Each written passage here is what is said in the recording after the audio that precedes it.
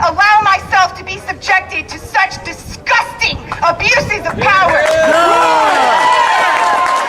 John had them agree that if they were going to touch my body, that he would be able to videotape it. And he asked one simple thing: don't put your hands on her pants, don't touch her vagina. And they said they couldn't do that. We turned around and walked out, and the movement rose enough money for us to take a train home. And the train didn't leave for 2 days, and we were on the train for 36 hours, and we slept without blankets on a train, miserable. But you know what? I wasn't violated that day, and I am proud to say that I will never be violated again. Freedom is the answer. It doesn't matter what the question is, folks. There's no authority to put a no-fly zone over Texas. HB 1937 merely criminalized groping. So Rick Perry, do you hear us? Include HB 1937, SB 29, HB 41. Bring it to the floor! Bring it to the floor! Bring it to the floor! Bring it to the floor! Bring it to the floor! Every time I go to the airport, I have a conversation with a TSA agent, and they all say, well, you don't have the right to fly. That's hogwash! Yeah. We have a natural right to freely travel anywhere throughout these United States. Restoring liberty to this country, the principles on which this country was founded on, are worth fighting for. And that's what we're doing here. This bill never would have made it as far as it did had it not been for each and every one of you taking your time to do your effort. We all can do a little bit, and we can all make a difference. Now just know that I'm a firm believer in clean water, and I believe that the science right now shows that consuming fluoride has negative health consequences. Fluoride in your toothpaste might be good for your teeth, but it's not good to swallow your toothpaste, so that shouldn't be in our water. 2 speakers came to Austin City Council on Wednesday to talk to the City Council about this issue. One of them was Mike Ford, who is in his 60s or 70s, and he said that he's been drinking fluoridated water in Austin for 38 years. Now, it's important to know that half the fluoride we consume, we excrete in our urine. The other half stays in our body. Half the fluoride you drink on a daily basis stays in your body, and it's been accumulating in his body for 38 years. He went to the City Council to ask them when they're going to stop making him put fluoride in his body. When are they going to stop adding artificial fluoride to our drinking water? Another speaker was Dr. Laura Presley, who is a chemist. She has a PhD in chemistry. She explained the chemistry of fluoride, why it is such a dangerous reactive element. It's a halogen. If you know the periodic table, halogens are the most reactive elements in the periodic table. They're very electronegative and bond to lots of things. She explained how she had thyroid disease. Now, iodine is also a halogen, but it's not quite as reactive as fluoride. So when you drink fluoride, it replaces iodine in your thyroid. Lots of people have thyroid disorders, primarily women, and the amount of thyroid disorder is greatly increased in this country. My sister has a thyroid condition. I had a girlfriend who had a thyroid condition. Another good friend of mine right here in Austin has a thyroid disorder. And most of their medication is basically iodine. It's taking iodine to make sure your thyroid has the iodine to operate correctly. Fluoride competes for iodine competes with iodine in the thyroid and replaces it and causes thyroid dysfunction. Dr. Presley went to City Council and said, I eliminated fluoride from my diet, and as a result, my thyroid disorder is gone. Because I stopped drinking fluoridated water, my thyroid disease is in remission. Why are you still adding this to the water?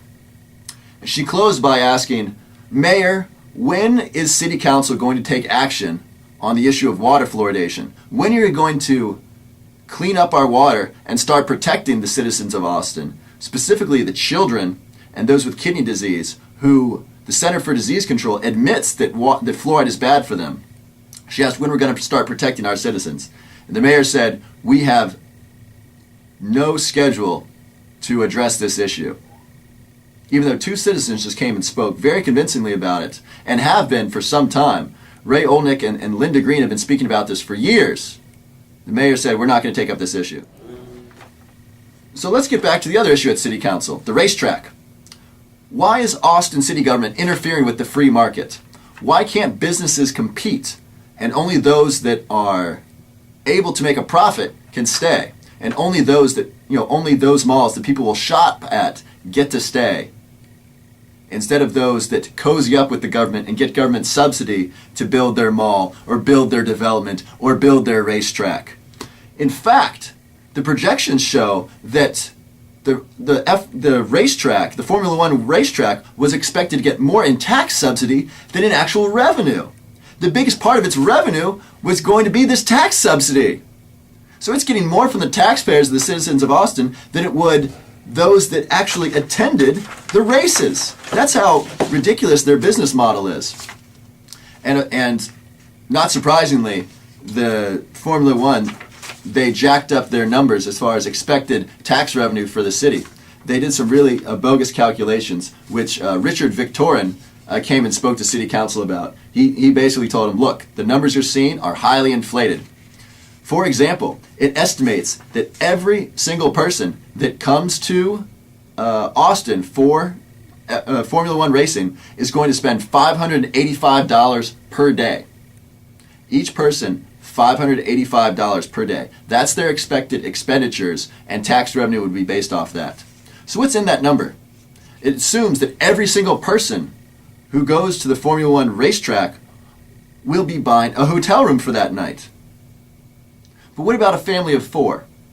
Husband, wife, 2 children. They come, let's say they come from out of state to go to see Formula One in Austin. Wonderful. Do you think it's likely that they will rent 4 hotel rooms?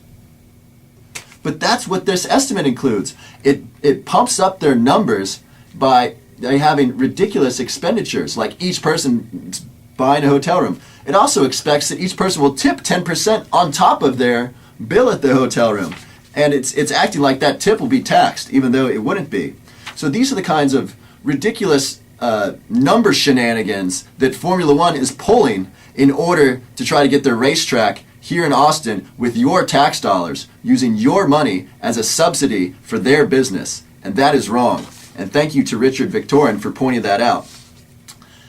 This issue was tabled right now at Austin City Council. Councilmember Bill Spellman said he wants to see the Excel spreadsheet that Richard Victorin had about the miscalculations by Formula One, and this is going to come up again on June 23rd. I want to touch on an important piece of national news briefly. The next Republican debate for the Republican nomination for president is coming up on Monday. That'll be a great debate. It's got a number of different candidates. It's got Ron Paul, Congressman Ron Paul, Governor of Minnesota Tim Pawlenty, businessman Mr. Kane, and he's an important person to add in there. He is the only black candidate running for the Republican nomination, and he also used to work for the Federal Reserve.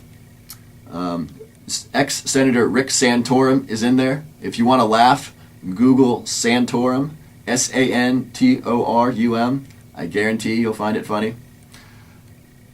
And who else is in there? Of course, Mitt Romney. He missed the last debate, but he's going to be on this one.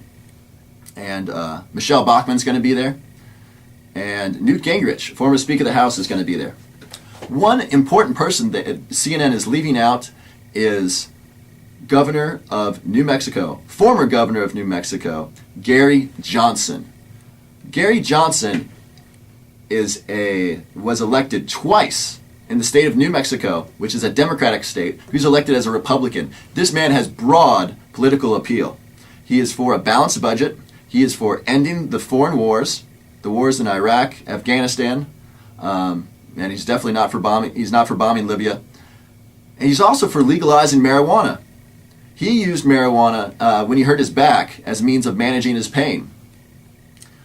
New Mexico is also a state that allows for medical marijuana as of right now. So he supports the legalization of marijuana, taxing it, regulating it, generating revenue for the government through its sale.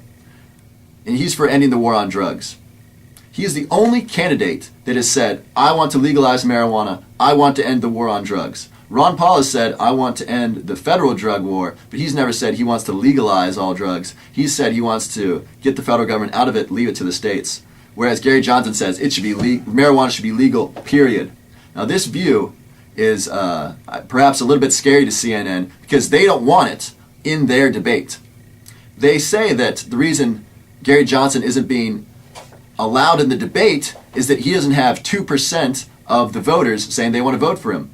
Well, the problem with this is we're like 7 or 8 months away from any sort of primary voting. So how are primary voters going to even know who wants to, or who the candidates are if you don't allow them in the debate? And Gary Johnson was in the last debate on Fox, so he's been in a debate. The second problem with this is that Gary Johnson has a similar platform to Ron Paul. Very much freedom, very much liberty. So those that know of Gary Johnson that would support him, they most likely support Ron Paul over Gary Johnson. So if Ron Paul weren't in there, those candidates would potentially go for Gary Johnson. But because Ron Paul seems to be leading the pack right now, he won, according to the online poll, he won the previous debate on Fox by a large portion.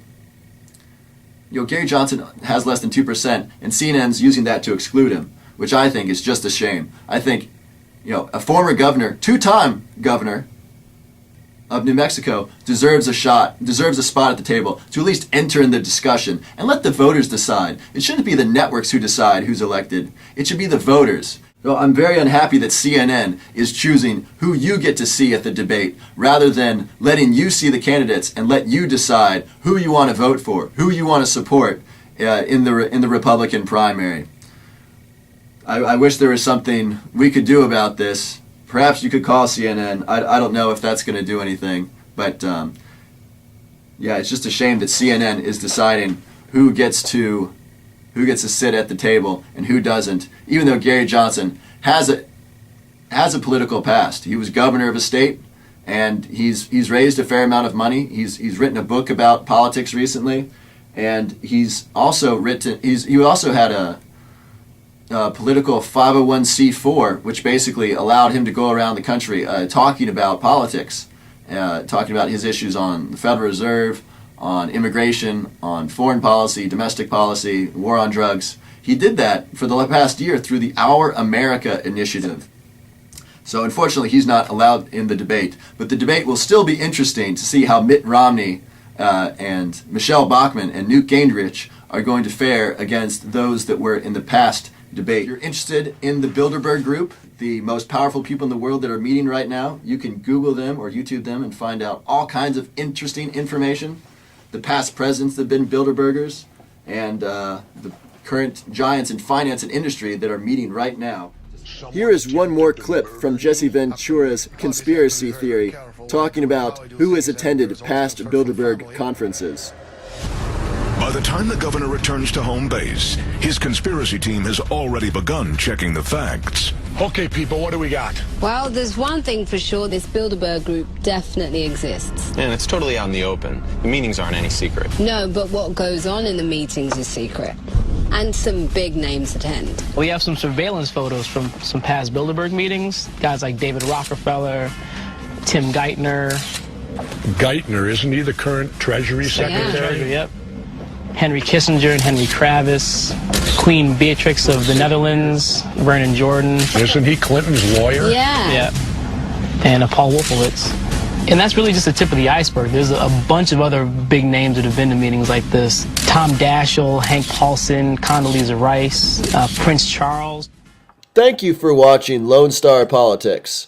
Stay informed, stay skeptical, and get involved locally, and let your public representatives know how you feel.